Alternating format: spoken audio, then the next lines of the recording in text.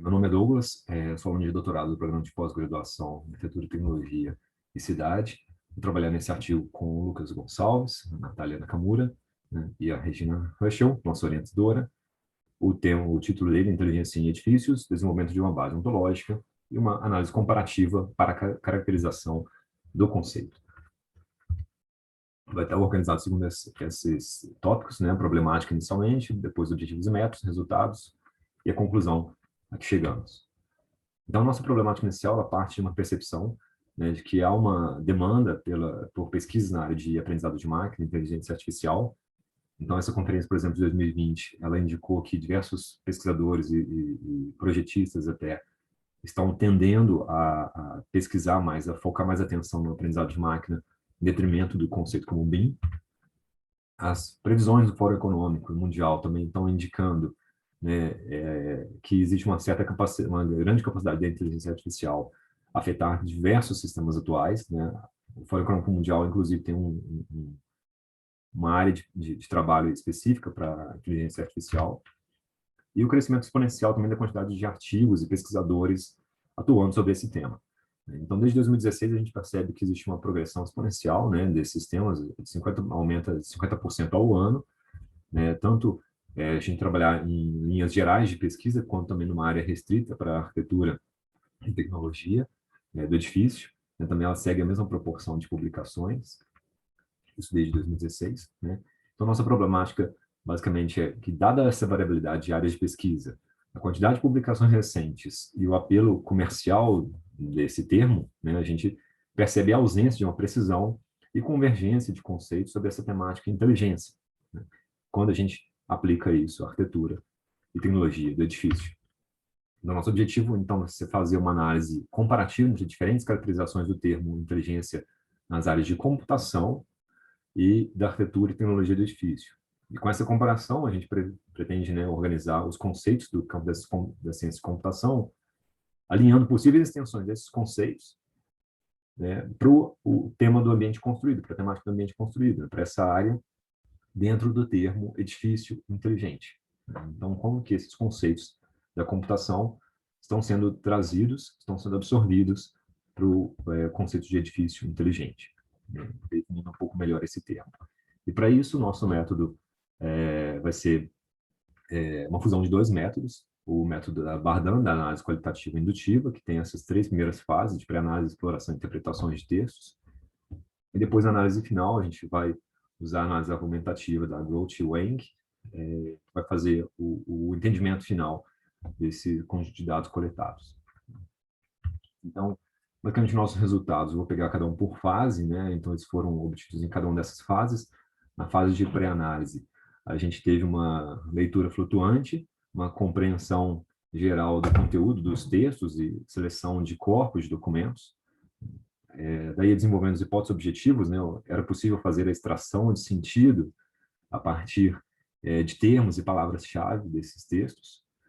E com isso, a gente identifica, então, os indicadores, né? Que são sistemas, agentes, máquinas, elementos inteligentes. Nesses indicadores, a gente localiza esses trechos, né, esses trechos-chave ou palavras-chave, dentro dos textos, e eles trazem agregados a eles, né, informações e atributos que os definem.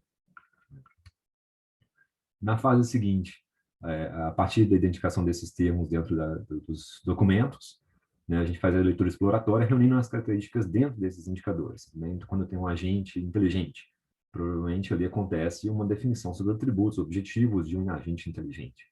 Então, a gente faz essa leitura exploratória nessa fase, coletando esses atributos que caracterizam essas entidades inteligentes. Coletamos, então, 59 atributos ao todo, com alguma variabilidade entre eles. Por exemplo, um sistema amplamente adaptativo, ou então um sistema inteligente seria algo que opera em ambientes complicados. Né? Então, alguns trechos como esse, assim, foram reunidos. Na fase de interpretações, ainda na análise qualitativa e indutiva, né, a gente identificou categorias, né, as categorias foram organizadas de acordo com esses 59 elementos que foram identificados, né, definições identificadas, e a gente organizou isso em 9 grandes grupos, né, que estão colocados aí na primeira coluna da tabela. né? Então, desses 9 grupos aí, por exemplo, a gente identifica 3 principais que tiveram maior permanência, foram mais evidentes na maior parte dos textos, né? Então, um elemento inteligente, né, uma entidade inteligente dentro dos textos que a gente coletou, seria um que atue com incertezas, né, possua aprendizado, né, e tem capacidade de adaptação. Né. A partir daí, então, na última fase, a gente utiliza 2 referências significativas para fazer a argumentação lógica, né, da Groth e Wang, de 2013, né, isso usando o método deles.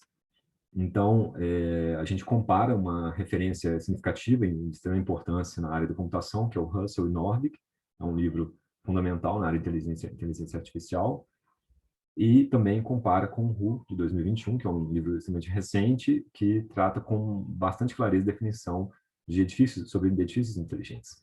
Então, enquanto Russell e Norvig definem um agente inteligente seguindo essas categorias, né, que estão colocadas aí na tela, Hu ele já define uma espécie de gradações de inteligência para o edifício. Então, a gente segue para a argumentação lógica, que é uma espécie de comparação, fazer uma comparação dos resultados parciais que foram obtidos até agora, né, com a descrição desses 2 autores, dessas 2 referências. Né? E aí essa interconexão, né, entre essas referências, entre esses documentos, né, permite que a gente amplie e aprofunde a interpretação dos resultados para definir uma estrutura comum de análise. Né? Então, o que a gente chega, né, são nessas definições. Hu, por exemplo, define que o edifício inteligente ele coleta dados em tempo real, possui sistemas conectados. O edifício cognitivo, né, que seria o exemplar máximo da inteligência para o edifício, seria similar a uma inteligência artificial geral, né, como esse conceito na computação. O Norvig também fala que o agente ele depende dessa interação com o ambiente, né, que ele monitora, projeta, avalia ações. Então, a gente pode perceber algumas relações claras entre essas 2 definições. Né? E como é possível, né, a gente perceber essa relação, ainda também é possível a gente perceber uma relação direta também com os termos identificados na primeira fase. Né? Por exemplo, um ambiente que atua com incertezas, um sistema que aprende, um sistema que se adapta, certo?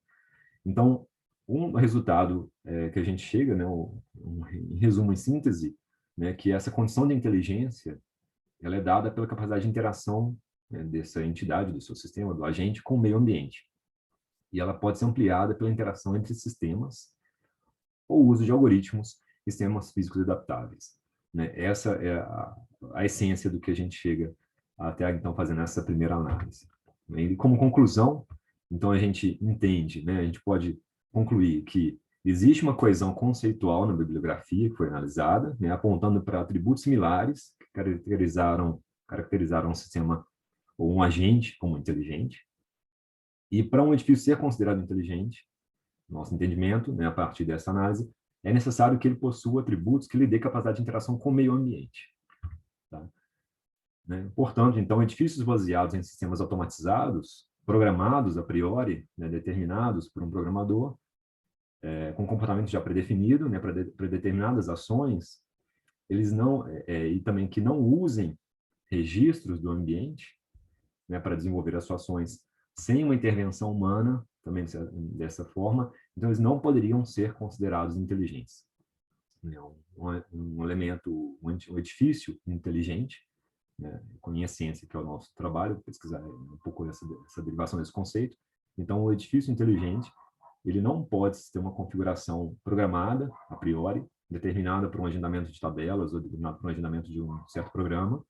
Né? Ele precisa dessa interação e essa capacidade de responsividade, né, com o seu ambiente, para ir gerar para determinação de decisões e ações a serem tomadas no seu ambiente. Bom, agradeço, muito obrigado, estão logo aí os nossos contatos. Muito obrigado.